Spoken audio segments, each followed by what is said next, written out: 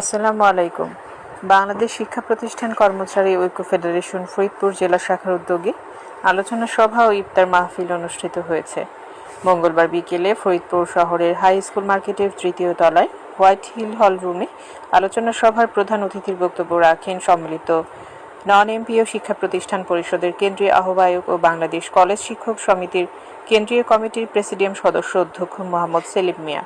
বাংলাদেশ শিক্ষা প্রতিষ্ঠান কর্মচারী ঐক্য ফেডারেশন ফরিদপুর জেলা শাখার সভাপতি মোহাম্মদ জহুরুল ইসলাম পলাশের সভাপতিত্বে সভায় আরও বক্তব্য রাখেন হিতৈষী স্কুলের প্রধান শিক্ষক মোহাম্মদ খলিলুর রহমান, ফরিদপুর ময়েজউদ্দিন উচ্চ বিদ্যালয়ের সাবেক প্রধান শিক্ষক আব্দুস সাত্তার খান,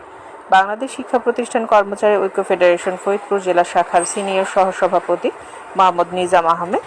সহসভাপতি ইমরান হোসেন, সাধারণ সম্পাদক মোহাম্মদ ইসাহাক মোল্লা, সাংগঠনিক সম্পাদক সৈয়দ আলী, সহ